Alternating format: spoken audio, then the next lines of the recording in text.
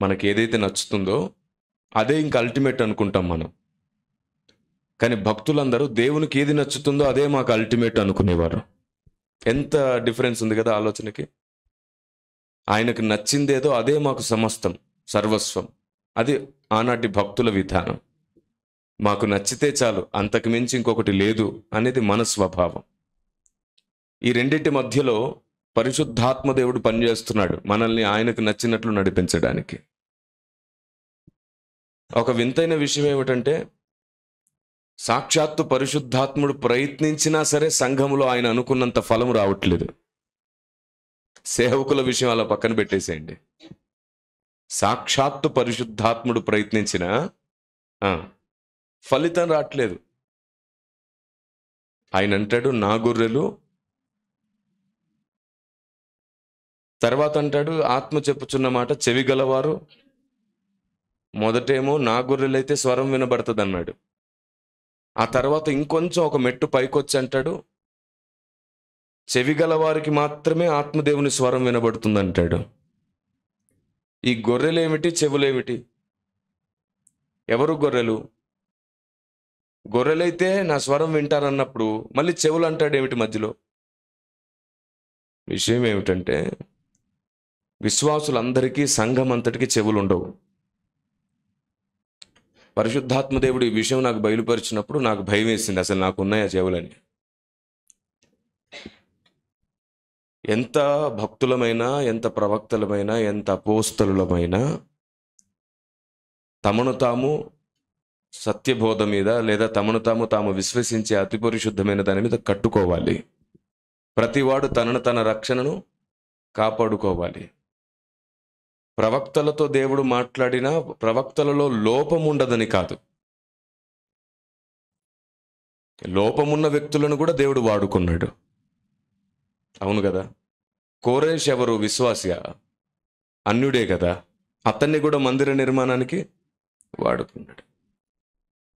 దేవుడు యూదులలో నుండే కాదు, అన్యజనులలో నుండి కూడా ప్రవక్తల్ని వాడుకున్నాడు, ప్రవక్తల్ని ఎంపిక చేసుకున్నాడు. మొదటి నుంచి కూడా ఆయన పక్షపాత ధోరణి లేని దేవుడే. ఇశ్రాయేలు దేవుడు మాత్రమే కాదు, ఆయన అందరికీ దేవుడుగా కూడా ఉన్నాడు. ఒకరిని చేర్చుకోవడానికి వెనకాడలేదు కదా. అలాగే ఒకడు రక్షణ పోగొట్టుకుంటాడని తనలో చేర్చుకోవడానికి కూడా వెనకాడాడు. మీకేమన్నా అర్థమైందా? ఒకరిని దేవుని ప్రజలలో చేర్చడానికి వెనకాడడు, ఎంత చెప్పినా వినకపోతే తనలో చేర్చుకోవడానికి కూడా వెనకాడడు. కొందరికి ఇంటికి వెళ్ళినాక అర్థమైద్ది, ఏంది చేర్చుకోవాలి, చేర్చుకుంటాడు, చేర్చాడు, ఏదో అన్నాడే అని. ఎందుకంటే మనకు రెండు రకాల లైట్స్ ఉంటాయి. ఒకటి స్విచ్ చేయగానే వెంటనే వెలుగుతుంది, ఇంకోటి స్విచ్ చేసినాక ఒక సెకండ్ టైం పడుతుంది. అందుకే అప్పుడప్పుడు ఎరా ట్యూబ్ లైట్ నువ్వు అని అంటుంటారు. ఏదైనా ఒక విషయం మనకు అర్థమైందంటే వెంటనే మనం స్పందిస్తాం కదా, వెంటనే స్పందిస్తాం. అలా స్పందించలేదంటే దాని అర్థం ఏమిటంటే రెండు, ఒకటి ట్యూబ్ లైట్ అయి ఉండాలి కదా, రెండవది అసలు వినడం రాదు, లేదంటే విన్నా సరే స్పందించడం అలవాటు లేకుండా ఉండాలి. స్పందించడం అలవాటు లేదంటే దాని అర్థం ఏమిటంటే మీ కుండ మీద మీరు మూత పెట్టుకున్నారని అర్థం. ఇంకా ఆయన మాట్లాడినా స్పందించం మనం. గాలి వీచింది అంటే చెట్టు కదలాలి, కదలట్లేదు అంటే దాని అర్థం ఏమిటి? అది చెట్టు కాదు. చెట్టులాగా నిర్మించబడ్డ ఏదో స్థిరమైన ఆకారం అంతే. సిమెంట్తో కట్టుంటారు, ఐరన్తో కట్టుంటారు, లేదా ప్లాస్టిక్తో ఏమైనా చేసి ఉంటారేమో అనుకోవాలి. మనం రియల్గా చెట్టు అయితే కదులుతాం ఖచ్చితంగా. పరిశుద్ధాత్మ దేవుని గాలి వీచినప్పుడు కూడా కదలకుండా విశ్వాసం ఉండడు. కదలకుండా ఉన్నాడు అంటే సున్నము కొట్టిన కావచ్చేమో. అందుకే నేను దాదాపుగా 18 years బ్యాక్ అనుకుంటా ఒక కొటేషన్ రాశాను, ఇప్పటికి నాకు జ్ఞాపకం ఉంది. గాలి వీచినప్పుడు చెట్లు చెబుతాయి గాలి వీచే దారేదో, పరిశుద్ధాత్మ దేవుడు మాట్లాడితే విశ్వాసి చెబుతాడు సర్వసత్యమేదో అని రాశాను. చూసారా, ఒక్కరు అన్నారు ఆమెన్, ప్రైజ్ ది లార్డ్ అని. మిగతా వాళ్ళందరికీ చెప్పాలి, స్తుతించండి, స్తుతించండి అని పొడవాలి. సంఘములు స్తుతి నేర్చుకోకపోతే తమకు తెలియకుండానే బలహీనపడి నామకార్థతలోనికి వెళ్తాం మనం. స్తుతి నేర్చుకుందాం. స్తుతించుట మంచిది, ఆయనని స్తుతించుట మంచిది. నేను మళ్ళీ చెప్తున్నాను, వాక్యం అర్థమవుతున్నా కొద్ది స్తుతించండి, సాతాను భయపడతాడు. ఫస్ట్ వాక్యం అర్థం చేసుకునే వ్యక్తులకు సాతాను భయపడి తీరుతాడు. ఆమేన్. ఇంకొకటి కూడా ఏంటంటే, మీరు నవ్వుతూ వాక్యం వింటే చాలా బాగుంటుంది. ఎందుకంటే నవ్వే ముఖాలే చాలా అందంగా ఉంటాయి కదా. నలుపైనా తెలుపైనా నవ్వితే చాలా కళగా ఉంటారు. దేవుడు ఎవరినైనా మీరు నవ్వుతూ చూడండి, వాళ్ళతో కొద్దిసేపు మాట్లాడాలనిపిస్తుంది. కానీ ఎంత చెప్పినా అబ్బో, అసలు వాళ్ళ దగ్గరికి వెళ్ళడం కాదు కదా, వాళ్ళకు చెప్తే కూడా ఏమనుకుంటారో, ఒకటి చెప్తే ఇంకోటి అర్థం చేసుకుంటారేమో, వీళ్ళతో మనకెందుకు అనిపిస్తుంది. మీరు చెప్పండి, మీరు సువార్తకు వెళ్ళినప్పుడు ముఖాన్ని ఎలా పెట్టుకొని సువార్త చేస్తారు? సీరియస్గా ముఖం పెట్టుకొని సువార్త చేస్తారా? నేనేమంటాను తెలుసా, సీరియస్గా ఉండడం భక్తి కాదు, సిన్సియర్గా ఉంటే చాలు భక్తి అవుతుంది. అది ప్రైజ్ ది లార్డ్. ముఖాన్ని సీరియస్గా పెట్టేసుకొని మనం సువార్తకు వెళ్తే, అలాగా సీరియస్గా యేసు ప్రభుని నమ్ముకో, రక్షణ వస్తుంది, సమాధానం ఉంటుంది. వద్దురా బాబు, నిన్ను చూస్తే అర్థమవుతుంది సమాధానం ఏ పాటిదో, నువ్వు వద్దు నీ దేవుడు వద్దు అంటారు. కాబట్టి విశ్వాసకి ఫస్ట్ చిరునవ్వే సువార్తకు మొదటి మెట్టు అవ్వాలి. మన ఇరుగు పొరుగు అడగాలి, ఏమిటండి మీకు ఇంత దుఃఖం ఉంది, మీ ఇంట్లో ఇన్ని సమస్యలు ఉన్నాయి, అయినా సరే మీరు ఏమిటండి నవ్వుతూనే ఉంటారు ఎప్పుడు? అప్పుడు చెప్పాలి, నా దుఃఖంలో, నా వేదనలో కూడా నా సంతోషానికి కారణం నా రక్షకుడైన దేవుడు అని.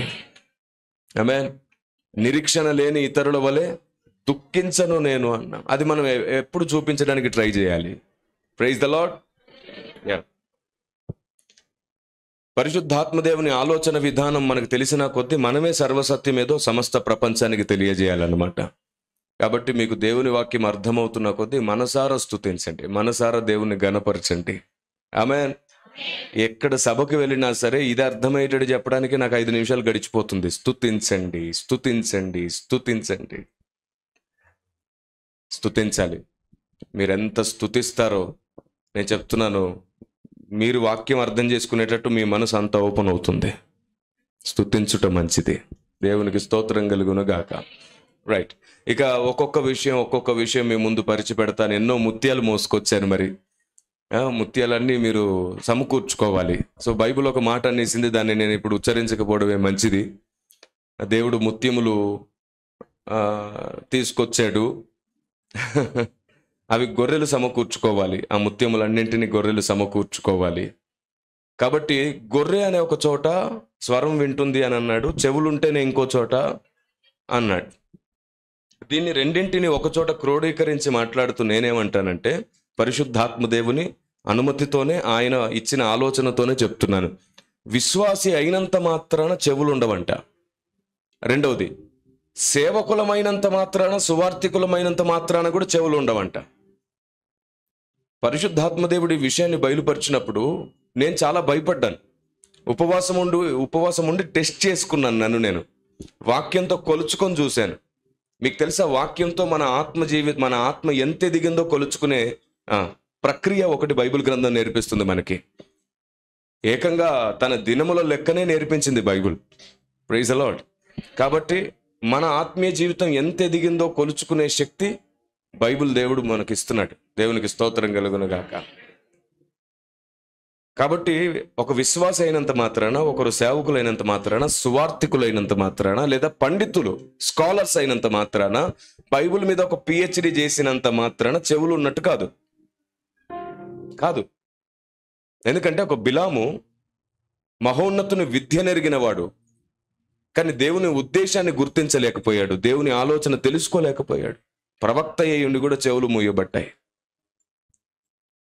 కదా. ప్రవక్త వెర్రితనం అతనిని అడ్డగించెను అని ఉంటుంది అక్కడ. గాడిద నోరు తెరిచి మాట్లాడినప్పుడు గ్రహించలేకపోయాడంట, వెర్రితనం. కాబట్టి విశ్వాసులైనంత మాత్రాన చెవులు ఉంటాయంటే కష్టమే. విశ్వాసులైతే గొర్రెలం అవుతామేమో, కానీ గొర్రెలైతే సరిపోదంట, చెవులు కూడా కావాలి. చెవులున్న గొర్రెలకే ఆయన స్వరం వినపడుతుంది అన్నాడు. సార్ అసలు చెవులు ఎలా వస్తాయి? శిష్యుడైతే చెవులు వస్తాయి, శిష్యులమైతే చెవులు వస్తాయి. శిష్యుడికి మాత్రమే చెవులు ఉంటాయి. అందుకే నా ప్రభు విశ్వాసులను చెయ్యుడి అనలేదు, సమస్త జనులను శిష్యులుగా చెయ్యుడి అన్నాడు. ఒక శిష్యుడు మాత్రమే 24/7 దేవుని స్వరాన్ని వినగలిగిన చెవులు కలిగిన వాడుగా ఉంటాడు. శిష్యత్వం అంటే ఏమిటి? నేర్చుకుంటూనే ఉండడం, మార్చుకుంటూనే ఉండడం, తనను తాను ఎప్పటికప్పుడు సరి చేసుకుంటూనే ఉంటాడు. అది శిష్యత్వం. ఆయన విశ్వాసులను తయారు చేయమని చెప్పలేదు.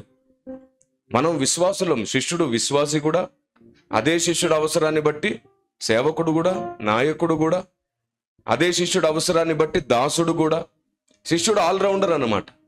ప్రతి విశ్వాసి ఒక శిష్యురాలై ఒక శిష్యుడై ఉంటే పరిశుద్ధాత్మదేవుని ఉద్దేశాలు వినగలిగే చెవులు వస్తాయి. చనిపోయే వరకు మనం శిష్యులుగానే ఉండాలి. అందుకే మన పరమ గురువు పైన ఉన్నాడు. దేవునికి స్తోత్రం కలుగునుగాక. చాలా డిప్లొమాటిక్ ఇష్యూ ఈ శిష్యత్వము, గురువు అనే ప్రస్తావనలో. ఒకచోట బైబిల్లో గురువులని పిలువబడకుడి, తండ్రులని పిలువబడకుడి అంటాడు. ఇంకోసారి మనం చూస్తే పౌలుకు శిష్యుడు తిమోతి అని మాట్లాడుకుంటాం, మోషేకు శిష్యుడు యెహోషువ అని మాట్లాడుకుంటాం, ఏలియాకు శిష్యుడు ఎలీషా అని మాట్లాడుకుంటాం. గురువులని పిలువబడకుడి, తండ్రులని పిలువబడకుడి అని చెప్పినటువంటి లేఖనం ఉంటుండగా వారు గురువులుగాను తండ్రులుగాను కూడా పిలువబడ్డారు. ఎలీషా ఏమంటాడు? నా తండ్రి, నా తండ్రి అని అంటాడు. ఇలాంటి ఎన్నో డిప్లొమాటిక్ ఇష్యూస్ని పరిశుద్ధాత్మ దేవుడు బైబిల్లో ఎందుకు ఉంచాడో తెలుసా? అక్షరాన్ని బట్టి అజ్ఞానంలో పడిపోయే వాళ్ళు చెదిరిపోవాలని, ఆత్మదేవుడు ఇంకేం చెబుతాడో అని కనిపెట్టి సత్యం తెలుసుకున్న వాళ్ళు నిలుచుండాలని. Praise the lord. బైబిల్లో ఒక మాట ఉంది, సాక్షాత్తు యేసు ప్రభువే కొందరికి సత్యం అర్థం కాకుండా చెప్పాడంట. వారు అర్థం చేసుకోకపోతే నాకు చాలు అనుకున్నాడంట. వారు మారు మనసు పొందకూడదు అని అనుకున్నాడంట ఆయన. ఎక్కడుంది మాట? మార్కు సువార్త 4:11 ఉంటుంది. చూడండి ఒకసారి. అందుకు ఆయన, దేవుని రాజ్య మర్మము తెలుసుకొనుట మీకు అనుగ్రహింపబడి ఉన్నది, కానీ వెలుపలుండు వారు ఒకవేళ దేవుని వైపు తిరిగి పాప క్షమాపణ పొందుదురని వారు చూచుటకైతే చూచియు కనుగొనకను ఉండునట్లు, వినుటకైతే వినియు గ్రహింపకుండునట్లును అన్ని ఉపమాన రీతిగా బోధింపబడుచున్నవి. వారు చూసి కూడా గ్రహించకూడదంట, విని కూడా తెలుసుకోకూడదంట. అందుకని నేను ఉపమానంగా చెప్తున్నాను. ఒకవేళ వారు మారు మనసు పొందుతారేమో, పొందకూడదని చెప్తున్నాను అన్నాడు ఆయన. నేను ఒక మాట అంటాను, ఇదే బైబిల్ అంటుంది, ఒక్కరు నశించుట ఆయనకి ఇష్టం లేదంట. ఒక్కరు కూడా నశించుట ఆయనకి ఇష్టం లేదు. ఒక్కరు కూడా నశించుట ఆయనకి ఇష్టం లేకపోతే ఇంతమంది మారు మనసు పొందకుండా ఉండాలనే నేను ఉపమానంగా బోధిస్తున్నాను ఎందుకన్నాడు? ఎవరో తెలుసా? వీళ్ళు ప్రవక్తలను చంపే మనసున్నవారు, సత్యం చెప్పినా అర్థం చేసుకోలేని వారు, నిరూపించినా తృణీకరిస్తారు. ఎందుకంటే నువ్వు చెప్పడం కాదు, మోషే చెప్పలేదే అలాగా అంటారంట. నువ్వు చెప్పడం కాదు, అబ్రహాము చెప్పలేదే అలాగా అంటారంట. నువ్వు చెప్పడం కాదు, మా తాతలు చెప్పలేదే, వాళ్ళు చెప్పలేదు కాబట్టి మేము ఇంకా మీ మాట వినం. చెప్పకుండా సమాధుల్లోకి వెళ్ళారు. సత్యం వినకుండా వీరు కూడా నెక్స్ట్ పోయేది ఎక్కడికి? ఇలాంటి స్వభావం కలిగిన వారు, వారి స్వభావం గురించి ఇంకా కింద రాయబడి ఉంటుంది. వారి హృదయములో ముళ్ళ పొదలు, రాతి నేల హృదయాలు, వాక్యం ఫలించని హృదయాలు, ఎంత చెప్పినా అర్థం చేసుకోలేని హృదయాలు, దేవుని మనస్సును గుర్తించలేని హృదయాలు. ఇది ఇంకా వారి స్వభావం, వారిని గూర్చి చెప్పబడుతున్న విషయం అక్కడ.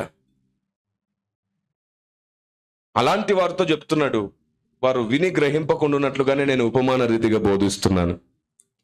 దేవుడే ఒకరికి అర్థం అవ్వకూడదు అని చెప్పాడు అంటే అర్థం చేసుకోండి.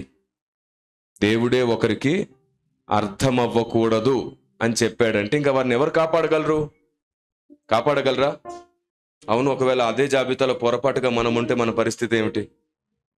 మనం ఈ లోకంలో అంతా బాగుంది, ఇల్లు బాగుంది, పిల్లలు బాగున్నారు, మంచి ఉద్యోగం, సంపాదన బాగుంది, నిండుగా సమృద్ధిగా అన్నీ ఉన్నాయని మనం అనుకుంటున్నాం. ఒకవేళ దేవుడు అసలు తన ఆలోచన, తన సత్యం, తన జ్ఞానం నీకు అర్థం అవ్వకూడదని నిర్ణయించుంటే నీ పరిస్థితి ఏమిటి? అందుకే నేను చెప్తున్నాను, మనం శిష్యులమైతే అలాంటి ప్రమాదం మన జీవితంలోనికి రాదు. మనకు శిష్యునికి తగిన మనస్సు ఉండాలి, శిష్యునికి తగిన నోరు ఉండాలి. ఇంకెప్పుడు అలాంటి ప్రమాదం మనకు ఉండదు. దేవుడు ఉమ్మివేయడు, దేవుడు ఉమ్మివేయడు. ఈరోజు మనం గ్రహించలేకపోతున్నాం. ఎన్నో సంగతులు బైబిల్లో ఉండగా వాటన్నిటిని ఎందుకు మనం తెలుసుకోలేకపోతున్నాం? పొరపాటుగా ఈ జాబితాలో కానీ మనం ఉన్నామా? ఈ భయంకరమైన పరిస్థితి ఏమైనా మనకుందా? మనకు తెలియకుండా ఎంత చెప్పినా అర్థం కాని మనస్సు ఏమైనా మనల్ని ఆవరించిందా? మన మనోనేత్రాలు ఏమైనా మోయబడ్డాయా? మనం ఎంతసేపు కథలు, ఆశ్చర్యాలు, అద్భుతాలు, ప్రోత్సాహాలు ఇవే వినడానికి ఇష్టపడుతున్నామా? మీరు చూడండి, ఎన్ని లక్షల కోట్ల రూపాయలు ఖర్చు పెట్టి సభలు పెట్టిన సందేశం యొక్క అంతస్తు ఏమిటి? అక్కడ ఏం సందేశం ఉంటుందో చెప్పిన? హెచ్చరిక, బుద్ధి మాటలు, ఎలా బ్రతకాలి, కుటుంబం ఎలా ఉండాలి, ఆత్మీయ జీవితం ఎలా ఉండాలి, విశ్వాసం ఎలా ఉండాలి, ఎలా జీవించాలి, ఇవే ఉంటాయి తప్ప పరలోక రాజ్యమును గూర్చిన మర్మము కానీ, దేవుని చట్టము కానీ, దేవుడు దాచిన సంగతులు కానీ, దేవుని ఆలోచన విధానం కానీ, సాతాను తంత్రములను పసిగట్టే విద్య కానీ ఇవేవి కలగట్లేదే. ఏ సభకు వెళ్ళినా సరే హెచ్చరికలు, బుద్ధి మాటలతో సందేశం ముగించబడుతుంది, వాగ్దానాలతో, ప్రవచనాలతో ముగించబడుతుంది. కానీ దేవునికి కావలసింది ఏమిటి? సంఘానికి హెచ్చరిక, బుద్ధి మాటలతో పాటు నిత్యము నిలిచే పరలోక జ్ఞానం కూడా సంఘం బోధించబడాలి, సంఘానికి తెలియాలి. అంటాడు పౌలు, యుగాలలో తరాలలో మరుగు చేయబడ్డ సంగతులు మీకు బోధించుటకే అని అన్నాడు. మరి ఎన్ని సంవత్సరాలు విన్నా, ఎన్ని సభలకు వెళ్ళినా సరే విన్నవే వింటున్నాం, మళ్ళీ మళ్ళీ రిపీటెడ్. చిన్న చిన్న మార్పులు తప్ప దేవుడు అనుకున్న మార్పు బోధలో కనబడట్లేదు. ఇది ఆయన బాధ. ఎందుకని బోధలో దేవుడు అనుకున్నట్టు జరగట్లేదో తెలుసా? ఇప్పుడు నేను మీకు ఒక వచనం చూపిస్తాను. మీరు ఆ వచనాన్ని సరిగ్గా చదివితే, ప్రసంగి గ్రంథం 10వ అధ్యాయం 1వ వచనంలో ఓ వింతైన మాట ఉంటుంది. బుక్కవాని తైలములో చచ్చిన ఈగలు పడుట చేత అది చెడు వాసన, దుర్వాసన కొట్టును. సరే, అది చదివినప్పుడు సహజంగా మనం ఏమనుకుంటామంటే ఈగలు అందులో పడి చనిపోయాయి అనుకుంటాం. అవును కదా, ఈగలు అందులో పడి ఏమయ్యాయి? కానీ వాస్తవానికి అక్కడ అలా రాయబడలా. ఆ వచనంలో అసలు ఆ ఉద్దేశమే లేదు. ఈగలు అందులో పడి చావలా, చనిపోయిన ఈగలు అందులో పడ్డాయి. ఇప్పుడు చదవండి, అర్థమవుతుంది. చచ్చిన ఈగలు పడ్డాయా, పడి ఈగలు చనిపోయాయా? అంటే అర్థం ఏమిటన్నమాట? చచ్చిన ఈగలు అందులో పడ్డాయంటే అర్థం ఏమిటి? ఎవరో కావాలనే. అది పాయింట్. మనం మనకు నచ్చినట్లు బైబిల్ని చదువుతాం, అందుకు దేవుడు చెప్పేది అర్థం కాదు మనకి. ఇన్నాళ్ళు బైబిల్ చదివినప్పుడు ఈ వచనం చదివితే అందరు అనుకునేది ఏమిటంటే, ఓ ఈగలు పడి సహజంగా చనిపోతుంటాయి కదా, అలాగే ఈ నూనెలో కూడా ఈగలు పడ్డాయి, చనిపోయాయి అనుకున్నాం. కానీ అక్కడ పడి చచ్చెను అని లేవు, చచ్చి పడ్డాయి. అందులో చచ్చినే పడ్డాయి, అందులో పడి చావలేదు. బైబిల్ని మనం ఎక్కువసార్లు ఇలాగే చదివేస్తాం, మనకు నచ్చింది అక్కడ పెట్టేస్తాం అంతే. ఆయన అంటాడు, సున్నైనను మనం ఏకంగా ఉద్దేశాలు, అర్థాలు మార్చేస్తుంటే ఆయన అక్కడ బాధపడిపోతున్నాడు, పరిశుద్ధాత్ముడు దుఃఖపడుతున్నాడు. సరే, దీని గురించి ఒక మాట వివరిస్తాను. బుక్కవాని తైలములో చచ్చిన ఈగలు పడ్డాయంటే కావాలనే ఒకరు తీసుకొచ్చి వేస్తున్నారు. ఈ ప్రసంగిలో కనబడుతున్నటువంటి బుక్కవాడు ఎవరో తెలుసా? నూనె అమ్మువాడు. పాయింట్ అర్థమైంది కదా? నూనె. ఈ నూనె అమ్మువాడు ఎక్కడ కనబడతాడో తెలుసా? ప్రసంగిలో కనబడ్డ ఈ బుక్కవాడు తిరిగి మత్తయి సువార్త 25వ అధ్యాయములో 10 మంది కన్యకల ప్రస్తావన వచ్చినప్పుడు బుద్ధిగల కన్యకలు బుద్ధి లేని కన్యకలతో అంటాడు, మీరు అమ్మవారి యొద్దకు వెళ్ళి నూనె తెచ్చుకోండి. ఈ 5గురు అమ్మవారి దగ్గరికి వెళ్ళేసరికి అక్కడ ఏమైంది? ప్రసంగి గ్రంథం ప్రకారం నూనె పాడైపోయింది. ఈ 5గురు బుద్ధి లేని వారు నూనె కొనుక్కోవడానికి వెళ్ళే సమయానికి అమ్మేవాడి దగ్గర కూడా నూనె బాగోలేదు. ఆ నూనె చచ్చిన ఈగలు పడుట చేత దుర్వాసన కొడుతుంటే దాన్ని వీళ్ళు కొనుక్కోవడం కుదరదు. అంటే చివరి దినాలలో సంఘానికి ఎలాంటి అవకాశము లేకుండా దేవుని ఆలోచన, దేవుని బోధ, దేవుని వాక్యాన్ని వాడు చెరిపేస్తున్నాడు. అందుకే వాడికి ఏం పేరు? కలిపి చెరిపేడు వాడంట. మనం దీన్ని గుర్తించట్లేదు. చెరిపేస్తున్నాడు వాడు, దుర్వాసన కొడుతుంది అది.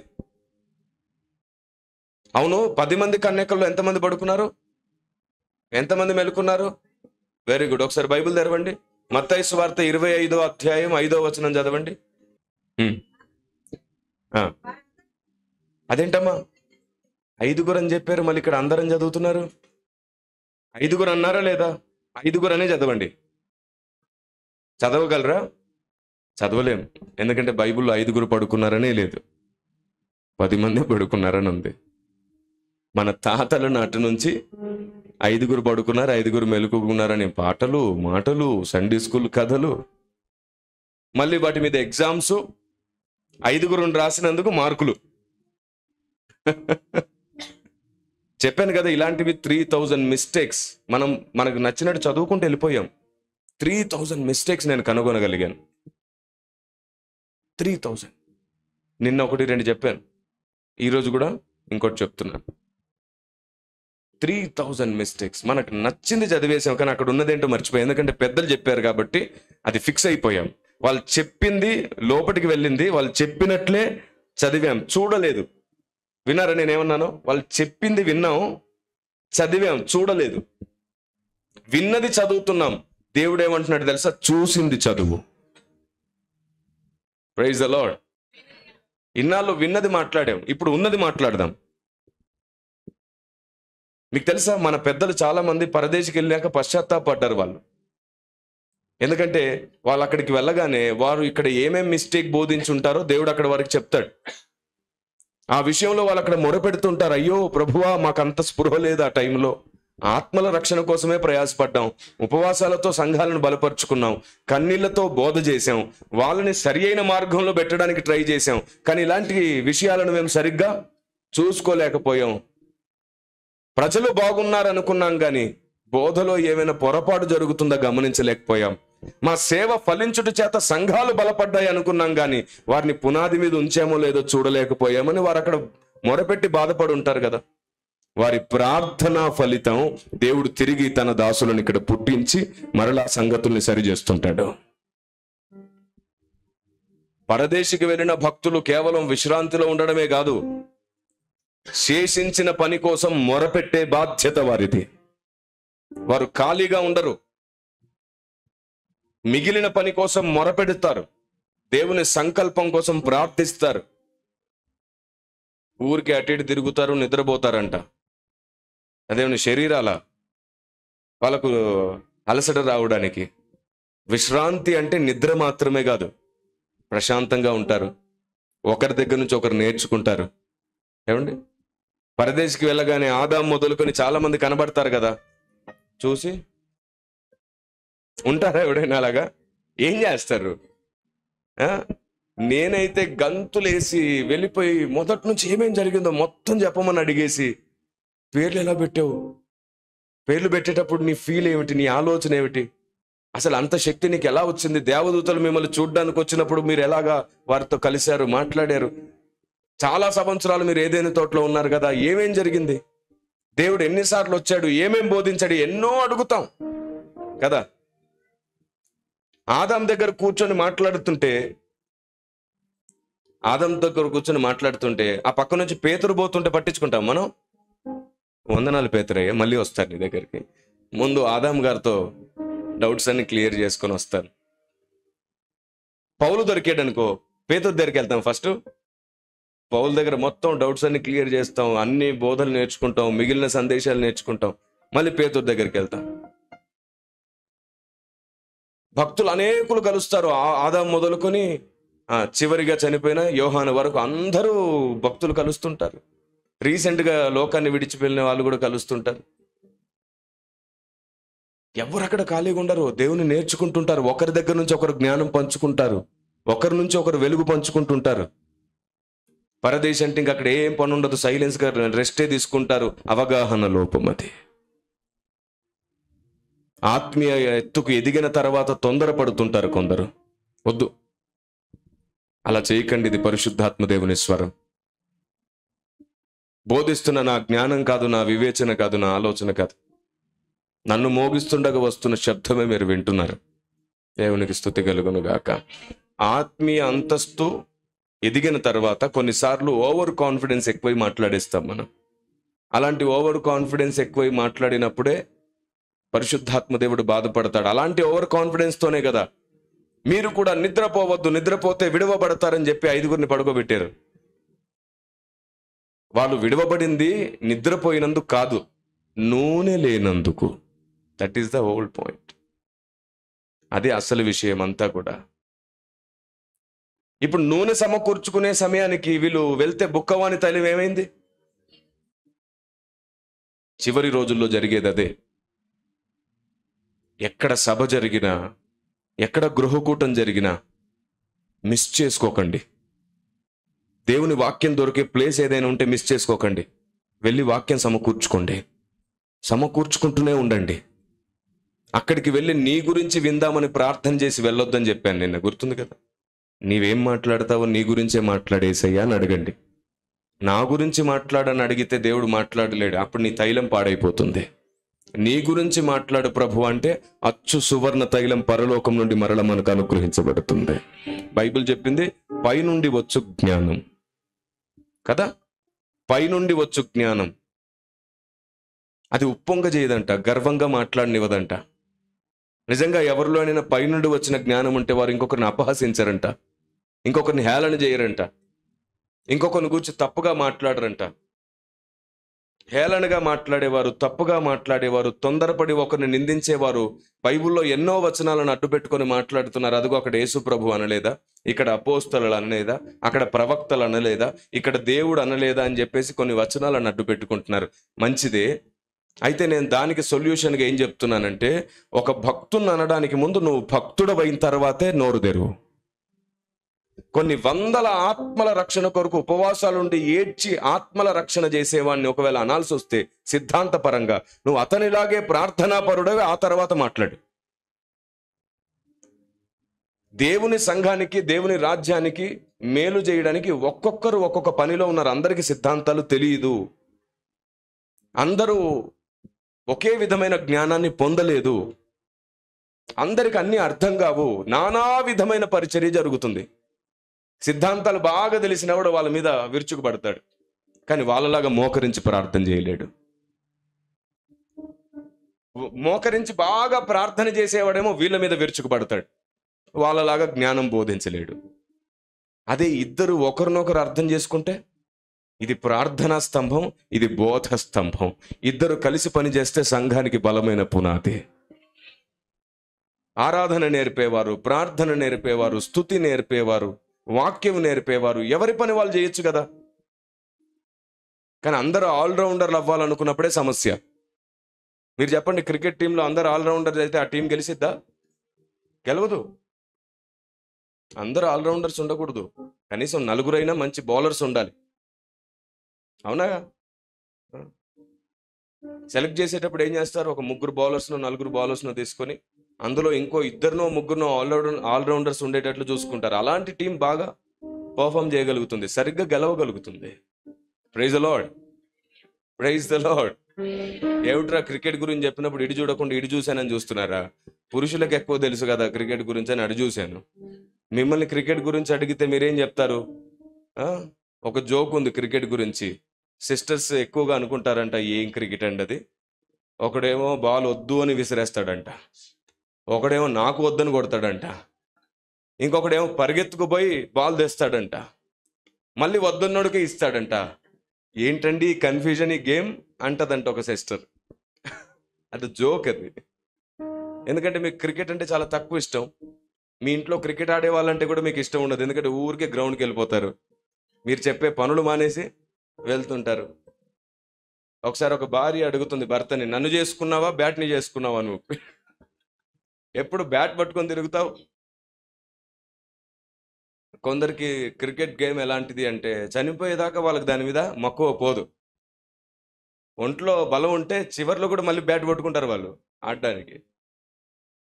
చాలామంది గవర్నమెంట్ ఎంప్లాయీస్, కలెక్టర్స్, తర్వాత లాయర్స్ కానివ్వండి, పోలీస్ వాళ్ళు కానివ్వండి, వాళ్ళ వయసు పెద్దదైనా సరే మళ్ళీ బ్యాట్ పట్టుకొని ఆడాలని చూస్తారు. ఆ క్రికెట్ మీద ఉన్న మక్కువ వాళ్ళకు పోదు, ఫుట్బాల్ మీద వాళ్ళకు మక్కువ పోదు. గేమ్ ఏదైనా సరే ఎవరైనా అలవాటు పడితే దాన్ని విడిచిపెట్టి ఉండలేరు.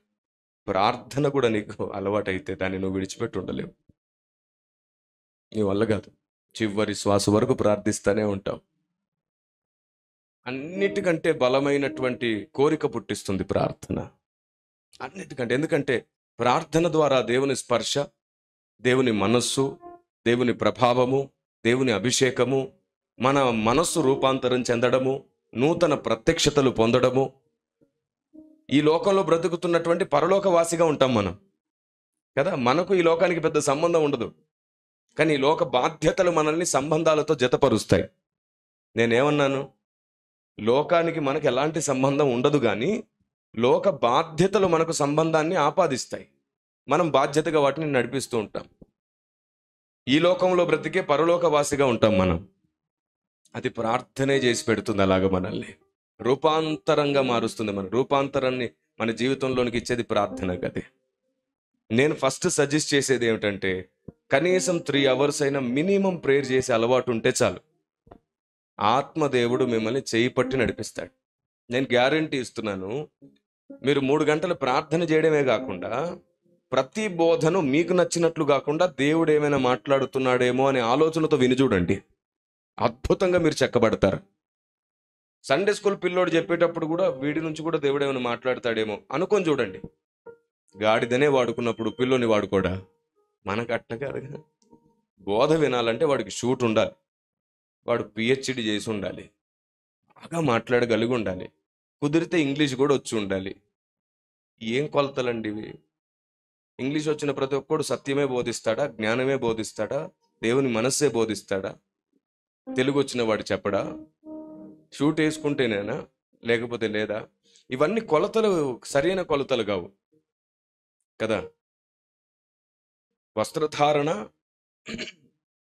వారి అంతస్తును చూపిస్తుంది, వారి పద్ధతిని చూపిస్తుంది. వస్త్రధారణ భక్తిని చూపించదు. అందుకని వైట్ అండ్ వైట్ వేసుకుంటేనే మహాభక్తులు అంటే మోసపోతారు మీరు. అది ఎన్నో వైట్ అండ్ వైట్లు వేసుకున్నటువంటి మేడి పండ్లు చాలా ఉన్నాయి.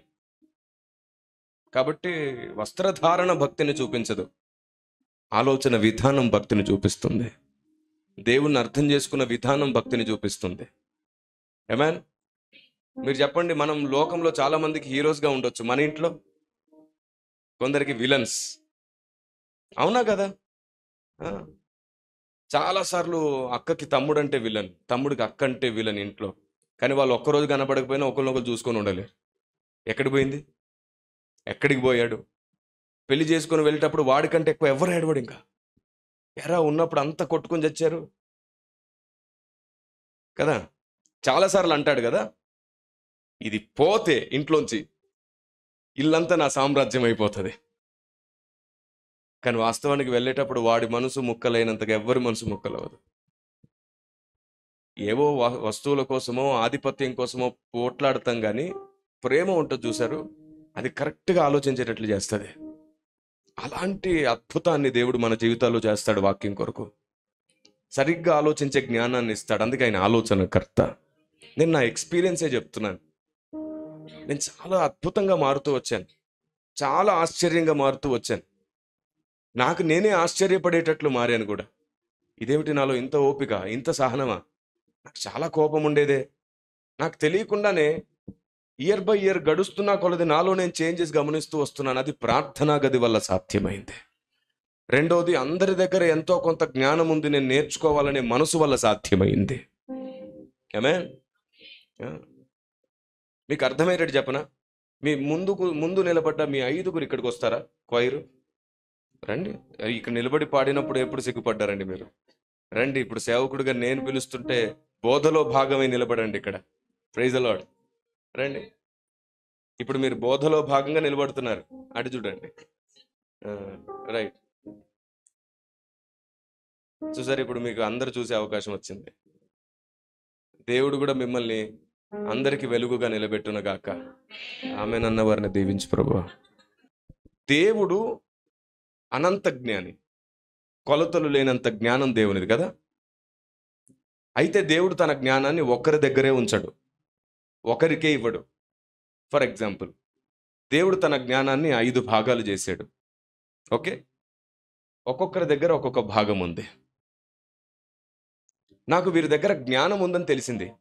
నేను వెళ్ళిపోయి ఒక్కొక్కరి దగ్గర నేర్చేసుకున్నాను. నా ఒక్కడి దగ్గర ఇప్పుడు ఎన్ని భాగాలు ఉన్నట్టు? కానీ వీళ్ళు ఒకరి దగ్గర ఒకరు నేర్చుకోవట్లా. అంతే కదండి, నిజమే చెప్పాను కదా.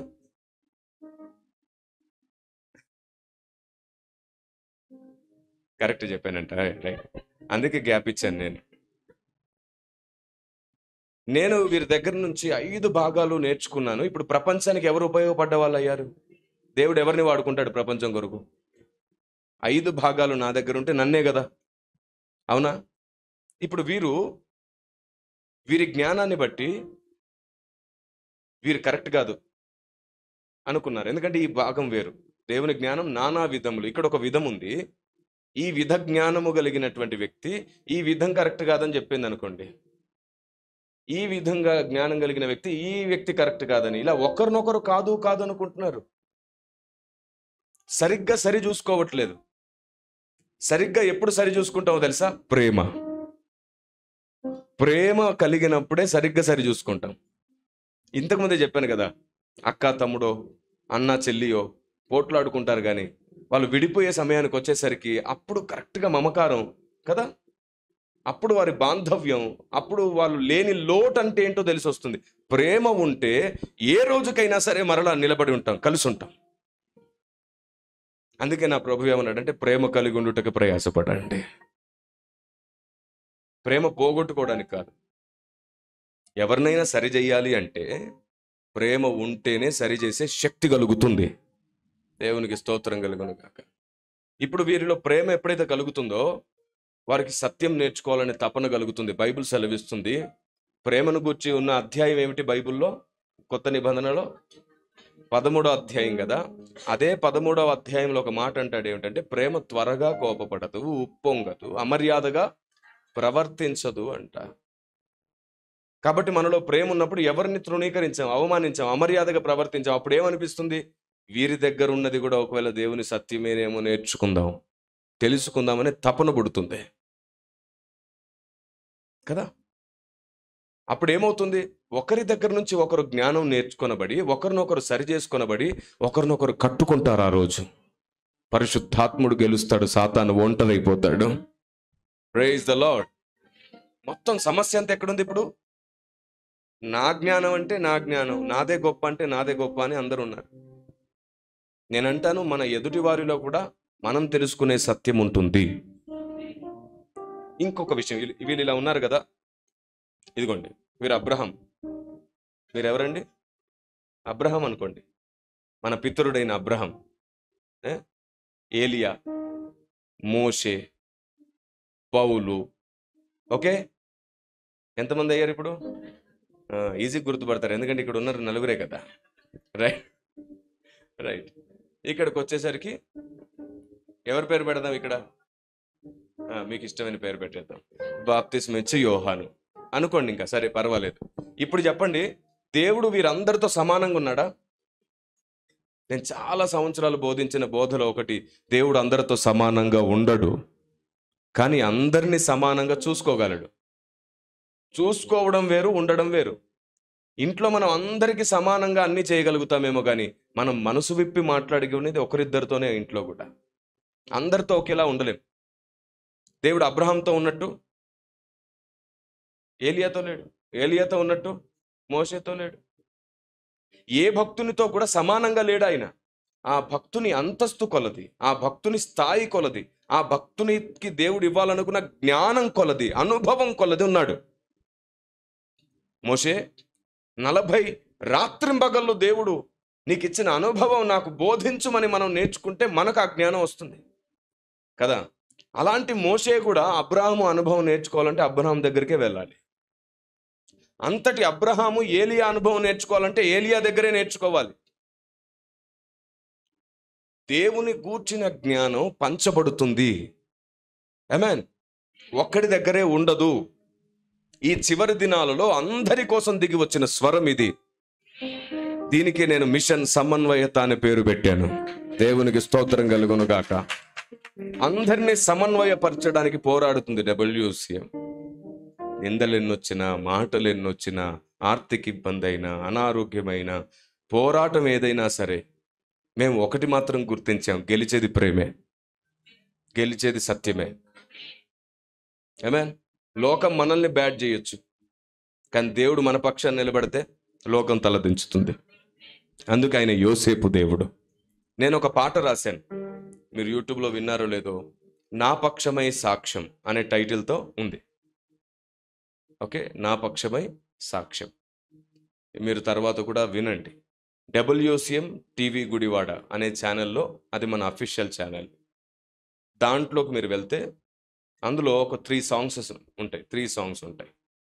ఒకటి ఇటీవలి కాలంలో, నేను 14-15 సంవత్సరాల క్రితం రాసిన పాట ఇటీవలి కాలంలో రిలీజ్ చేశాం. పాడనా స్తోత్ర కీర్తన అని, సిలువను గూర్చిన పాట. మరొకటేమో WCM థీమ్ సాంగ్.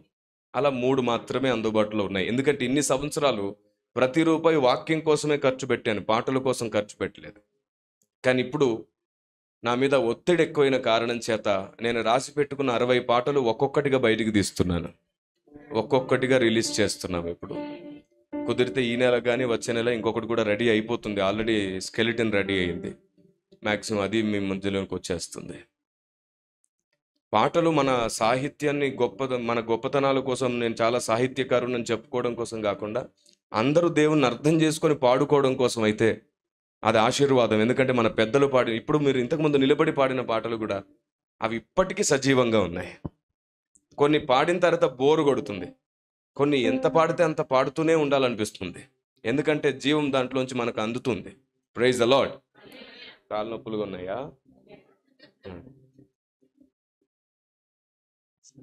ఒకవేళ నొప్పులు ఉన్నాయని బాధపడుతున్నాయంటే ఆ నొప్పులు పోవు. నొప్పులున్నా పర్లేదు, సేవకుడు చెప్పాడు కాబట్టి నిలబడతానంటే అవి పోవును గాక. ఇప్పుడు ఇష్టంగా నిలబడ్డ వ్యక్తులకే అది. ఎందుకు నేను ఈ మాట అంటున్నానంటే ఇది శిష్యత్వం కాబట్టి. సేవకుడు ఒక మాట చెప్పాను, ఎంతసేపు సనగడం ఇశ్రాయేలు లక్షణం, సనక్కుండా ఎదురు చూడడం యెహోషువ లాంటి శిష్యుల లక్షణం. థ్యాంక్ యూ, కూర్చోండి. ఇంకా ప్రైజ్ ద లార్డ్. మరి అంతసేపు నిలబడినందుకు వారికి ఒక దీవెన కావాలి కాబట్టి ఆ మాట కూడా పలికాను నేను. Praise the Lord. ఎప్పుడు కాళ్ళ నొప్పులను బాధపడ్డానే. మొన్న సేవకుడు చెప్పినప్పుడు చాలాసేపు నేను సైలెన్స్గా ఇష్టంగా నిలబడ్డందుకు ఆ నొప్పులు పోయాయని వారు సాక్ష్యం చెప్పే రోజు వస్తే ఎంత అద్భుతం. ఇంకా ఆ రోజు నుంచి వారిని దేవుడు వాడుకుంటాడని అర్థం. ఆరోగ్యం ఇస్తే వాడుకుంటాడు ఖచ్చితంగా. ఆమేన్. కాళ్ళ నొప్పులు పోతే మోకరిస్తారు, ప్రార్థిస్తారు కదా. ఆరోగ్యం వచ్చిన తర్వాత ప్రార్థన చాలా ఇంపార్టెంట్గా చూడాలి. ఆరోగ్యం బాగోలేకపోతే పడుకునైనా ప్రార్థన చేయి, ఆరోగ్యం బాగుంటే మోకరించే ప్రార్థన చేయి. ఆమేన్. దేవుడిస్తాడు.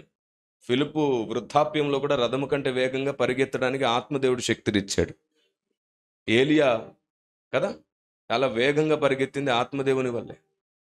కాబట్టి చివరి దినాల్లో ఉన్న మనకు దేవుని ఆత్మ సహాయం కావాలి. ఇప్పుడు చెప్పండి, అందరి దగ్గర ఎంతో కొంత జ్ఞానం అయితే ఉంది, కానీ ఒకరి జ్ఞానాన్ని బట్టి ఇంకొకరిని టార్గెట్ చేసుకుంటున్నారు. ఈ విధానం ఎప్పటికీ సంఘానికి క్షేమాభివృద్ధి కాదు కదా.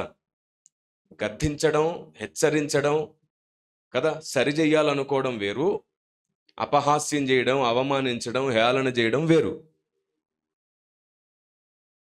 గద్దించిన వాడు ప్రేమతోనే గద్దించాడు, ప్రేమ కలిగే ఉన్నాడు, ఎప్పుడు అవమానించలేదు. అవునా? పరిచయులని సున్నము కొట్టిన సమాధులని, పులిసిన పిండి అని పలికింది క్రీస్తు. కానీ అదే పరిచయులు శాస్త్రుల్లో నికోదేము లాంటి వాడు దగ్గరకు వచ్చి మాట్లాడితే చాలా ప్రేమగా మాట్లాడాడు నా ప్రభు. అవునా కదా? కాబట్టి ఒకరిని ద్వేషిస్తే, ఒక వ్యక్తిలో తప్పుంది అనిపిస్తే మొత్తం అన్ని తప్పుగానే కనబడతాయి. చాలా రోజుల క్రితం ఈ కొటేషన్ రాశాను నేను. ఎవరిలోనైనా సరే నీకు తప్పు కనబడితే ఆ వ్యక్తిలో ఎంత జ్ఞానం ఉన్నా ద్వేషిస్తామంట మనం కదా. ఎంత జ్ఞానం ఉండనివ్వండి, మనకు ఒక్కటి నచ్చకపోతే అన్నిటిని తృణీకరిస్తాం. ఆ లక్షణం దేవునికి నచ్చదు. అందుకే కోరాహు నశించిపోయాడు. కోరాహు అభిరాముల నాశనానికి కారణం అదే.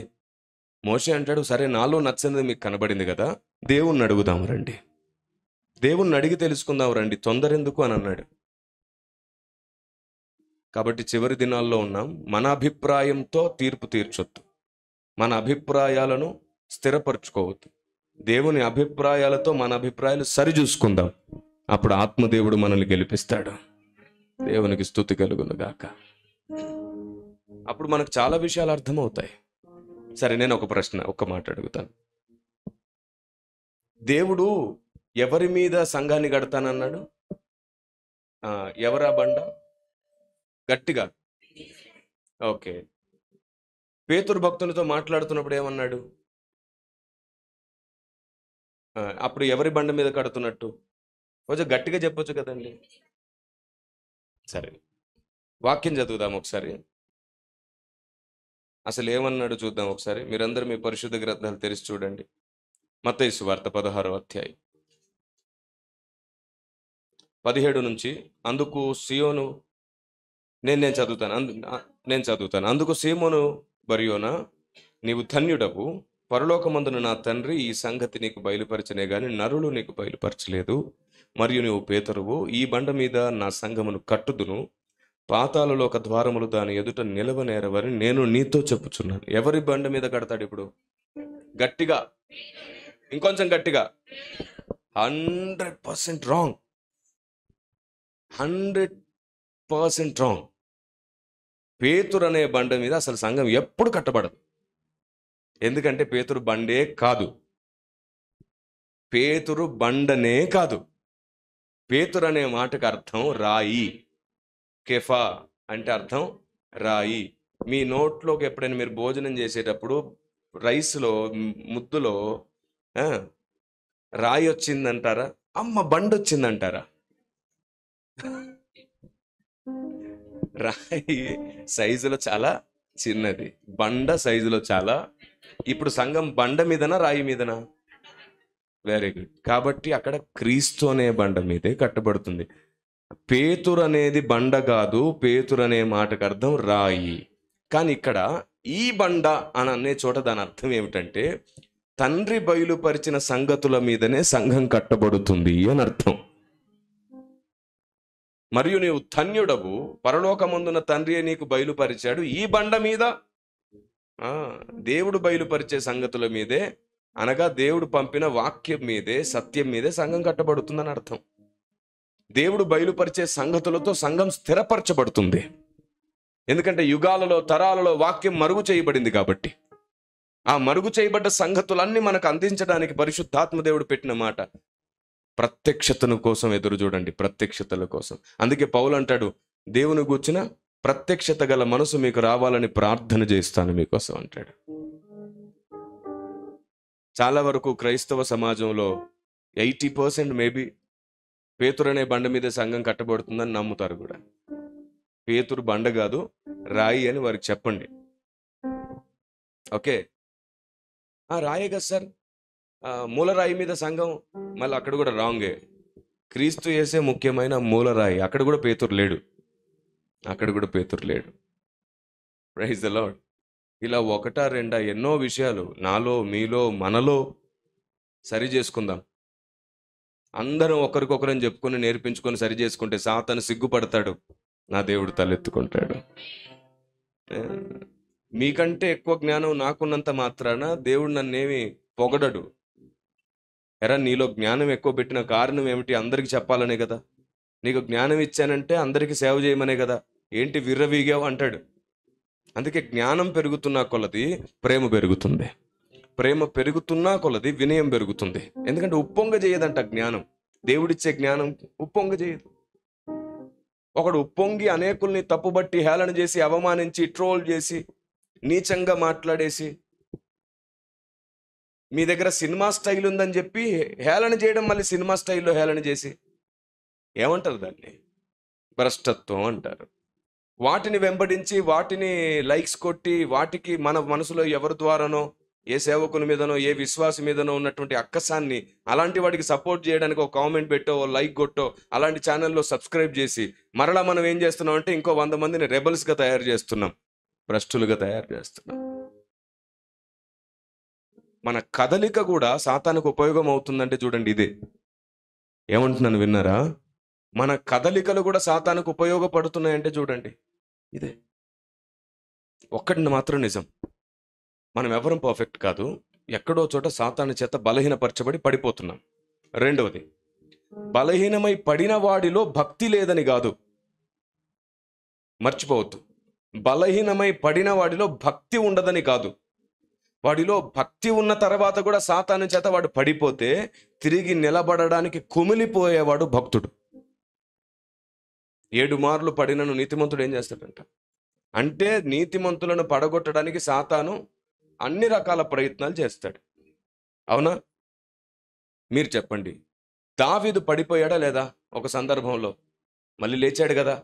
మరి ఈరోజు సంఘంలో దావీదును నిందిస్తూ వాక్యం ఎందుకు బోధించాం? మనం గొప్పగానే ఎందుకు మాట్లాడతాం? ఎక్కువసార్లు 99% దావీదు గురించి గొప్పగానే చెప్తాం. ఆ ఒక్క సందర్భం వచ్చినప్పుడు మాట్లాడి వదిలేస్తాం అంతే. అవునా కదా? సరే, మరి సంసోను మీద ఏమిటి పదే పదే రాళ్ళేసి, కత్తేసి, బల్లెం వేసి, ఆయన ఏమన్నా మనకు శత్రువా? మరి సంసోను మీద ప్రతి యవనస్తుల కూటంలో టార్గెట్ జరుగుతుందే. మరి సాంసోను కూడా కనికరించబడ్డాడుగా. నన్ను క్షమించు తండ్రి అని అన్నాడుగా. మరలా దేవుడు కనికరించాడని ఉందిగా. మరలా ఆత్మదేవుడు ఆయన మీదకి వస్తే మొత్తం ఆ మందిరాన్ని కూడా కూల్చేసి తన జన్మ కారణం యొక్క సార్థకత నిరూపించుకున్నాడు కదా. అయిపోయింది కదా. భక్తుల వలన కలిగిన పొరపాట్లు మనకు పాఠములైతే భక్తుల జీవితం భక్తి సాధన. అవునా? సరిగ్గా తూకం వేయాలి. మనం సరిగ్గా తూకం వేయాలి. శాంసన్ చేసిన పెద్ద తప్పు ఏమిటో తెలుసా? దేవుడు చెప్పకూడదు అని చెప్పిందని చెప్పాడు. ప్రియురాలి మాయలో పడి చెప్పేశాడు రహస్యాన్ని. తప్పే కదా. శాంసన్ గురించి మనం చాలా తప్పు తీర్పు కూడా తీర్చాం. సరిగ్గా ఆలోచించలేదు మనం. నేను దీని గురించి చాలా విస్తారమైన పరిశోధన చేసి మూల భాషల్లో కూడా వెళ్ళి అన్ని రకాల ఆధారాలతో శాంసన్ క్యారెక్టర్ మీద అద్భుతమైన విశ్లేషణ ఇచ్చిన ఒక సందేశం యూట్యూబ్ ఛానల్లో ఉంది. దాని మీద చాలామంది పండితులు అభ్యంతరం తెలియజేసి, పెద్దవాళ్ళు అభ్యంతరం తెలియజేసి, కొందరు ఆవేశపరులు అభ్యంతరం తెలియజేసి, తొందరపాటుగా మాట్లాడి మరలా ఆలోచించడం ప్రారంభించారు. ఇప్పుడు ఏ రోజుకైనా ప్రేమ న్యాయం కలిసి సత్యాన్ని స్థాపిస్తాయి. ఈ స్టేట్మెంట్ మీకు అర్థమైందా? చాలా పెద్ద పెద్ద విషయాలు చెప్తున్నాను నేను మీతో. ప్రేమ న్యాయం కలిసి సత్యాన్ని స్థాపిస్తాయి. కొంచెం ఓపికతో ఉండాల్సి వస్తుంది. ప్రేమ న్యాయం కలిసి పనిచేసేటప్పుడు పనిచేసే వ్యక్తులందరి జీవితాల్లో వేదన, దుఃఖం, కష్టం, గాయం కూడా ఉంటుంది. ప్రేమ న్యాయం కలిసి పనిచేసేటప్పుడు అండి, ఆ రెండింటిని కలిసి పనిచేసే వ్యక్తులు ఉంటారు కదా, కలిపి పనిచేసే వ్యక్తులు ప్రసవ వేదన పడుతూ బ్రతకాల్సి వస్తుంది. వారు భక్తుల జీవితం మొత్తం అంతే. ప్రేమ న్యాయం కలిసి పనిచేసేటట్టు చేస్తే మాత్రం వారి జీవితం నలిగిపోతూనే ఉంటుంది. ఎందుకంటే ఈ లోకం రెండింటిని కలిపి ఆలోచించదు. న్యాయాన్ని సపరేట్గా చూస్తుంది, ప్రేమను సపరేట్గా చూస్తుంది. నచ్చిన వాళ్ళకు ప్రేమిస్తుంది, నచ్చిన వాళ్ళ మీద తప్పుగా న్యాయాన్ని వాడి తీర్పు తీరుస్తుంది. రూల్ మనకు నచ్చిన వాళ్ళ విషయంలో బ్రేక్ చేస్తాం, మిగతా వాళ్ళ విషయంలో రూల్ అంటే రూలే అంటాం కదా. కానీ ప్రేమ న్యాయం కలిసిన చోట ఎప్పుడు సత్యం నిలుచుంటుంది. పరిశుద్ధాత్మదేవుడు నా ప్రార్థనా గదిలో ఏది నా హృదయంలో పెడతాడో అదే నేను నిలబడి మాట్లాడుతున్నాను. Praise the Lord. కొన్నిసార్లు కొందరు చెప్తుంటే విన్నాను నేను, ఏదైనా చెబితేనే బోధించాలి. ఏం మాట్లాడుతున్నారు మీరు? ఏదైనా చేస్తేనే బోధించాలి, నువ్వు చేయకుండా మాకు చెప్పడం కరెక్ట్ కాదు. అది దేని గురించో తెలుసా? క్రమశిక్షణను గూర్చి. క్రమశిక్షణను గూర్చి, ప్రత్యక్షతలను గూర్చి కాదు. ప్రత్యక్షతల్ని ఎలా చేస్తాం? దేవుడిచ్చే మర్మాన్ని మనం ఎలా చేస్తాం? దేవుడు ఒక గాడిద నోరు తెరిచి మర్మం బోధిస్తుంటే నువ్వు ముందు భక్తి చేసి బోధించంటే అప్పుడు నిన్నేమనాలి కదా? ఆది అనాలి. డైరెక్ట్గా అంటే ఫీల్ అవుతారని. గాడిద మాట వినని పాంది ఏమన్నాడు రా? ఈ పాంది ఏంటి? ఆలోచిస్తున్నారా? ఏం దీర్ఘం తీసేసి పలకండి సరిపోయింది. చూసారా, మనం ఎప్పుడైనా పార్లమెంట్లో చూస్తున్నప్పుడు, అసెంబ్లీలో చూస్తున్నప్పుడు, నువ్వు అబద్ధం చెప్పావు అంటేనంట అది తప్పంట. ఆ ఓడ్రు అధ్యక్ష రికార్డ్స్లోంచి తీసేయండి అంటారు. అప్పుడు మరలా అయితే సరే, నువ్వు సత్య దూరమే మాట్లాడితివి అంటే అక్కడ అందులో ఉంచుతారు. తెలుసా మీకు? ఒక పదాన్ని కటవుగా పలికితే అది అన్పార్లమెంట్ లాంగ్వేజ్. అదే పదాన్ని సంస్కృతంలో అర్థమయ్యేటట్టు మంచి తెలుగు భాషలో మాట్లాడితే ఓకే ఉంచండి అంటున్నారు. సో మనుషులకి వినసొంపుగా ఉంటే వాళ్ళని తిట్టినా పర్లేదన్నమాట. ఇలా తయారయ్యారు. అంటే సరిగ్గా భావం తెలియక. మీకు అర్థమైంది కదా? విధవరాలు అంటే అదేదో పెద్ద వినకూడని మాటలాగా అనుకుంటారు. ఏం లేదు, భర్త ఎవరైతే చనిపోతారో, భర్త చనిపోయినప్పుడు ఆ స్త్రీని విధవరాలు అన్నారు. అది అవమానకరమైన పదం కాదు, తిట్టు అంతకంటే కూడా కాదు. అదే నా దేశానికి ఇంకొక విషయం కూడా అర్థమయ్యేటట్టు చెప్పాలనుకుంటున్నాను. ఎందరో పెద్దలు కూడా ప్రయత్నించారులేండి ఈ మాట, కొత్తదేం కాదు. స్త్రీని విధవరాలు అన్నప్పుడు భార్య చనిపోతే పురుషుని ఏమనాలి? విధవ అని ఆవిడనంటే వెధవ అని ఇతన్ని కూడా అనాలి కదా అని పెద్దలు క్లెయిమ్ చేస్తున్నారు. కానీ మన సమాజం అలా పిలవదు.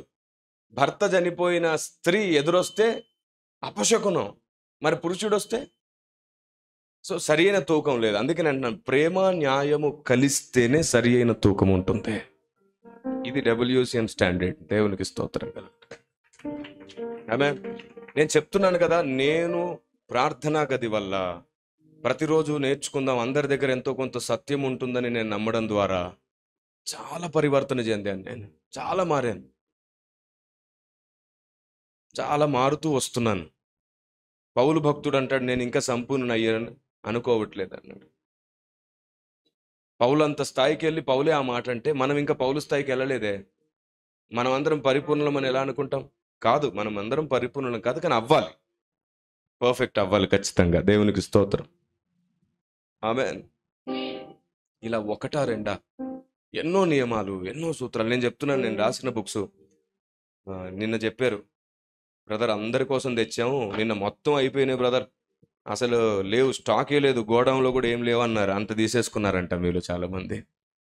సో నేను ఆశ్చర్యపోయాను, ఇంత ఆసక్తి ఉందా వీళ్ళకి అని. అవును, మరేంటి బ్రదర్ వెనకాల సస్పెన్షన్ అలాగే దిగిపోతుంది కారులో అంటే, అన్నీ ఉన్నాయి బ్రదర్. మహానుభావులు 10 మందో ఏమో వచ్చేసి మళ్ళీ చూసిన వాళ్ళు కూడా తిప్పి తిప్పి తిప్పి తిప్పి మొత్తం బుక్ చదివేసి వెళ్ళిపోయారు బ్రదర్. స్టాల్ దగ్గరే బుక్ చదివేస్తారు. అరే నాన్న, నువ్వు ఏ బుక్ తీసుకున్నా నీకు అది 100% ఉపయోగపడుతుంది. నువ్వు దాన్ని కూరగాయలు చూసినట్టు చూడక్కర్లా. ఏ బుక్ తీసుకున్నా అది నేను బైబిల్కి దగ్గర చేస్తుంది, దేవుని ఐడియాలజీకి దగ్గర చేస్తుంది. నీకు నువ్వుగా 100 సార్లు చదివిన అర్థం కాని విషయాలు దేవుడు బయలుపరిచినవి, పేతురుకు బయలుపరిస్తే ధన్యుడు అన్నాడు కదా. అలాంటి సంగతులు, నియమాలు, సూత్రాలు, దేవుని చట్టము, ధర్మము అన్ని ఇందులో నిక్షిప్తపరచబడుతూ మీ దాకా వచ్చినాయి. మనకంటే ముందు బ్రతికిన ప్రవక్తలు, అపోస్తలు, భక్తులు ఎన్నో విధాల బోధలు చేశారు. వాటన్నిటిని ఆధారం చేసుకుని భక్తి చేస్తున్నాం మనం. మరలా నూతన ప్రత్యక్షతలు పొందుతున్నాం మనం. ఆమేన్. ఇందులో వారి మాటలు, వారి ఆలోచనలు కూడా మనకు సహాయపడతాయి. వాటిని బట్టి వచ్చిన మహాసత్యము, మరలా నూతన ప్రత్యక్షత కూడా సహాయపడుతుంది. సో క్రెడిట్ ఎప్పుడు కూడా ఒక్కడికి ఇవ్వలేదు దేవుడు, మళ్ళీ ఆయనే తీసుకుంటాడు. క్రెడిట్ అంతా ఆయనదే మరలా. Praise the Lord. దేవునికి స్తుతి కలుగును గాక. కాబట్టి నేను మీకు మళ్ళీ చెప్తున్నాను, ఈ బుక్స్ మీరు చదివిన తర్వాత మీరు చాలా వినూతనంగా, చాలా ఉన్నతంగా మారుతారు. ఆశ్చర్యంగా ఒక సాక్ష్యం నేను విన్నాను. అంటే అది అందరి జీవితంలో జరుగుతుందో లేదో తెలియదు, కానీ ఒక చెల్లి మాత్రం ఆ సాక్ష్యం చెప్పారు. అన్నా, మా ఆయన ఎప్పుడు తాగడం, కొట్టడం, అల్లరల్లరిగా ఉంటాడన్నా. నేను మాత్రం జాగ్రత్తగా నా భక్తిని కాపాడుకునే ప్రయత్నం చేస్తున్నాను. మీరు రాసిన జన్మతః పాపం శాపం అనే పుస్తకం ఉందన్న, చాలా పెద్ద పుస్తకం, దాదాపుగా 540 పేజీల పుస్తకం అది. దాంట్లో దాదాపుగా 300 ప్రశ్నలకు జవాబిస్తూ 300 టాపిక్స్ మీద చర్చ చేస్తూ రాసిన పుస్తకం అది. అద్భుతమైన పుస్తకం, మంచి విశ్లేషణ ఆ పుస్తకంలో ఉంది. ఆ పుస్తకాన్ని చదువుతూ ఉంటుందంట ఆవిడ. ఒకరోజు ఈయన పనికి వెళ్తాడు, తాగుతాడు అన్నమాట. పనికి వెళ్ళకుండా ఇంట్లో ఉన్నాడంట, మనసు అవ్వట్లేదంట వెళ్ళడానికి. ఆయన అసలు బైబిలే చదవడంట సరిగ్గా. ఆ రోజు మంచం మీద పడుకొని ఆలోచిస్తూ ఆలోచిస్తూ ఆలోచిస్తూ ఉన్నాడంట. మంచం మీదే ఆ పుస్తకం అంత లావుగా ఉంటే బైబులే కావచ్చు అనుకున్నాడంట ఫస్ట్. సరే ఇంట్లో ఉన్నాను కదా, ఒకసారి తీసి చదవాలనిపించి తీసాడంట. తీసేసరికి మొదటి పేజీలో ఉన్నటువంటి మాట అతన్ని ఆకర్షించిందంట. నీలో నివసిస్తున్న పాపానికి కారణం ఏమిటో తెలుసా అనే క్వశ్చన్ తనని ఆకర్షించింది. మనిషిలోని పతనానికి కారణం ఏమిటి? మనిషి స్వభావం ఇంత చెడిపోవడానికి కారణం ఏమిటి? దీన్ని ఎలా సరి చేసుకోవాలి? ఎముకల మూలుగుల్లో వాక్యం నివసించడం అంటే ఏమిటి? ఇలా స్టార్టింగ్లోనే చాలా క్వశ్చన్స్ ఆయన్ని ఆకర్షించింది. బుక్ చదవడం స్టార్ట్ చేశాడంట. సాయంత్రం వరకు నాన్ స్టాప్గా చదువుతూనే ఉన్నాడంటే. ఈవిడ పని ముగించుకొని ఇంటికి వచ్చేసరికి బుద్ధిమంతుడిలాగా బుక్ పట్టుకొని చదువుతున్నాడంట. ఈమె షాక్. అది కూడా అప్పటికే దాదాపుగా ఒక 20% చదివేశాడంట ఆ పుస్తకాన్ని. ఇప్పుడు షాక్ అయిపోయి, తాగి బుక్ పట్టుకున్నాడా, నిజంగానే చదువుతున్నాడా? అంటే తాగినప్పుడు కొంచెం మహానుభావులాగా చేస్తారు కదా, అదేనేమో అనుకుంటుందంట. కిచెన్లోకి వెళ్ళి వచ్చిందంట, శబ్దం చేస్తుందంట. ఏమండి ఏమైనా పెట్టాలంటే నాకేమొద్దు అంటున్నాడంట. బాగానే మాట్లాడుతున్నాడంట. కొంచెం కప్ టీ చాలా అంటున్నాడంట. ఇదేమిటి టీ అడుగుతున్నాడు ఎప్పుడు లేని అను. టీ ఇచ్చేటప్పుడు చక్కగా తీసుకుని ఇంకా తాగుతున్నాడంట, చదువుతున్నాడంట. రాత్రి భోజన సమయం వరకు చదువుతానే ఉంటే ఈమెకు అర్థమైపోయిందంట, ఈయన తాగిలేడు, తాగకుండానే చదువుతున్నాడు. పక్కకెళ్ళి మెల్లిగా కూర్చొని, అయ్యా మొదటి నుంచి చదువుతున్నావా? ఏడుస్తున్నాడంట. అప్పటికి ఈవిడ పక్కన కూర్చునే సమయానికి ఏడుస్తున్నాడంట. ఏంటి ఏడుస్తున్నావు? ఈ పుస్తకంలోంచి ఎవరో నాతో మాట్లాడుతున్నారు, అప్పటి నుంచి మాట్లాడుతున్నారు, నేను అందుకే మానలేకపోతున్నాను అని తాగడం మానేశాడు. ఇలాంటి సాక్ష్యాలు ఎన్నో. మేము వాటిని పెట్టుకుని మైలేజ్ తెచ్చుకునే ఇష్టం లేక బయట పెట్టలేదు. ఎందుకంటే వాక్యాన్ని బట్టే ప్రేమించాలి మమ్మల్ని అని అనుకున్నాం. అవే సంవత్సరంన్నర నుంచి నా కోసం ఎదురు చూశారట మీ కమిటీ వారు. దేన్ని బట్టి ఇంత ప్రేమించారు నన్ను? వాక్యం. వాళ్ళు చెప్పినప్పుడు నేను సంతోషించాను. ఇంత ఓపిక ఉందా వీరికి వాక్యం కోసం అనిపించింది. పైగా నేను ఇజ్రాయెల్ కోసం నాకు అవకాశం, మీటింగ్కి రమ్మని వాళ్ళు పిలిచినప్పుడు వారికి అవకాశం ఇచ్చాను. వాళ్ళు ఒప్పుకుంటేనే డేట్ ఇస్తా ఇజ్రాయెల్కి. వాళ్ళు వద్దు అంటే క్యాన్సిల్ చేసేయండి, ఇప్పుడు కాకపోతే ఎప్పుడైనా వెళ్ళొచ్చు. నేను వారికి ఫస్ట్ వీళ్ళకి మాట ఇచ్చాను, తమ్ముడు వాళ్ళని అడుగు, లేదండి మేము ఈ అవకాశం పోగొట్టుకోం అని ఒక్క మాట అన్నా సరే వెంటనే రిజెక్ట్ చేసేసే ఇజ్రాయెల్ ట్రిప్ని, తర్వాత చూసుకుందాం. ఎందుకంటే మేము 4 డేసే ఉన్నాం ఇజ్రాయెల్లో. ఎవరైనా ఇజ్రాయెల్ వెళ్తే 4 డేస్లో తిరిగి వస్తారా? నేను వెళ్ళింది కేవలం మీటింగ్ కోసం వెళ్ళాం. కేవలం అక్కడ యానివర్సరీ కోసం వాళ్ళు మీటింగ్ పెట్టుకున్నారు. అంతకుముందు నెలలో జరగాలి అది, కానీ యుద్ధాలు వచ్చాయి కదా, అప్పుడు తప్పలేదు.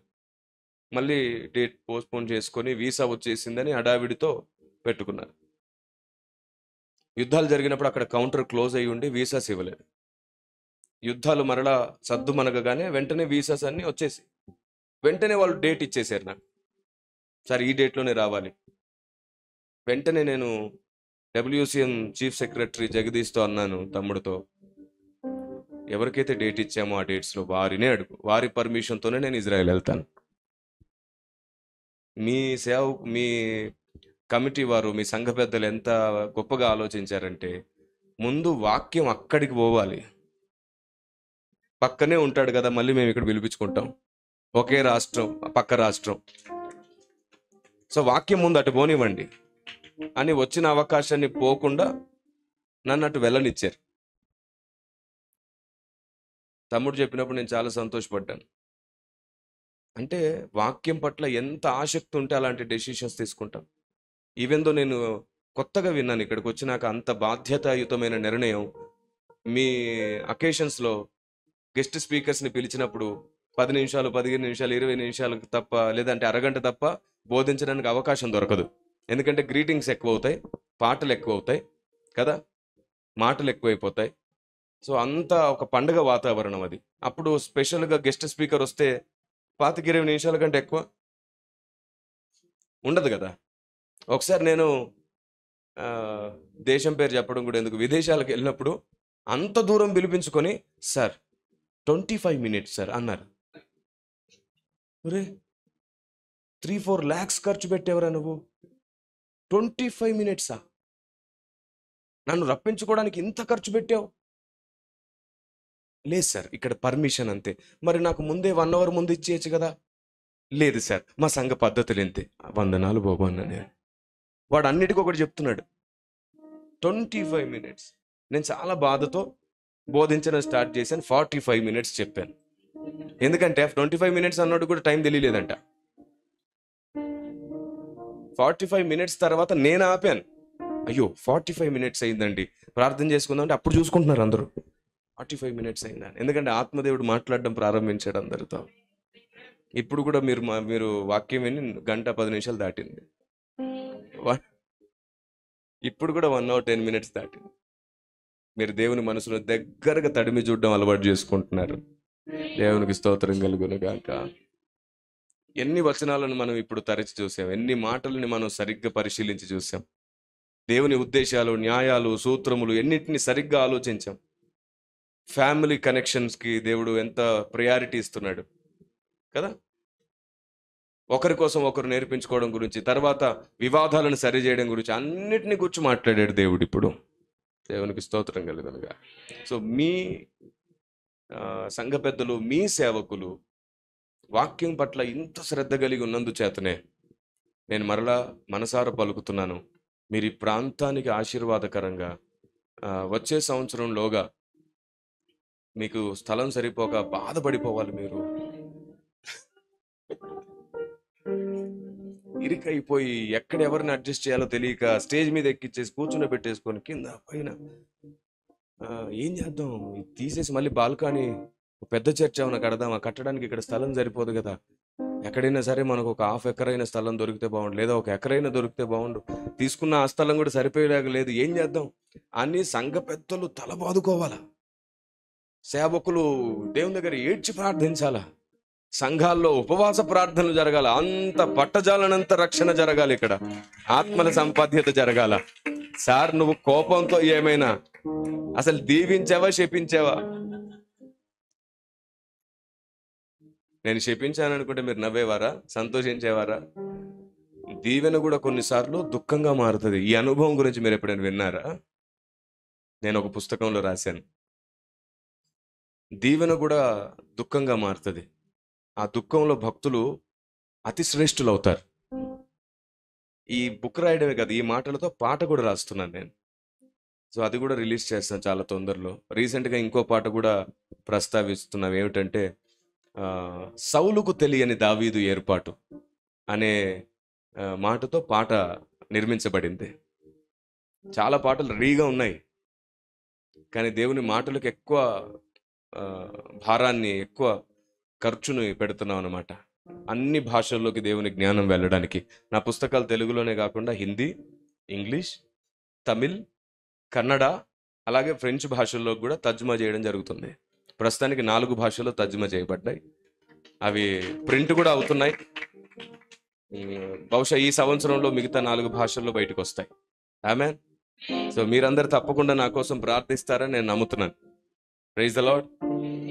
మీరు ప్రార్థిస్తే దీవించబడుదురు గాక. ప్రార్థిస్తేనే అన్నా, నన్ను జ్ఞాపకం చేసుకున్న ప్రతిసారి తప్పకుండా మీరు దీవించబడుదురు గాక. ఇదేమైనా బాగుందా సార్, దీవిస్తే దీవించాలి కానీ నీకోసం ప్రార్థిస్తేనే దీవెనని ఎందుకు పలుకుతున్నావు అంటే నన్ను ఏం చేయమంటారు? బైబిల్లో దేవుడు ప్రతిదీ కండిషన్తోనే దీవించాడు. అవునా? ఇంత ఉన్నతమైన పని కోసం మీరు మానక ప్రార్థించండి. నా ఆలోచన ఒక్కటే, ప్రతి సంఘం నిండాలి, ప్రతి సేవకుడు పైనుండి వచ్చే తైలముతో నింపబడి వాడబడాలి, ప్రతి సేవకుని నోరు బూరలాగా ఉండాలి. ఆమేన్.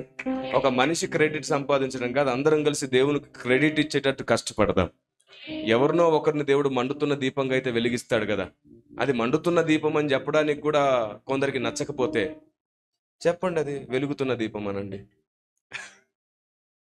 తగ్గించి చెప్పండి, పర్వాలేదు, నష్టమేమైంది. చివరికి దేవునికే మహిమ కలుగును గాక. రండి, లేచి నిలబడి దేవుని స్తుతించుకుని ప్రార్థించుకుందాం. ప్రభు చిత్తమై నేను మరలా మీ మధ్యలోనికి రావాల్సి వస్తే అప్పటికి మీరు విశేషమైన సమృద్ధిలో ఉందురుగాక. ఆమేన్. ప్రార్థన చేసుకుందాం.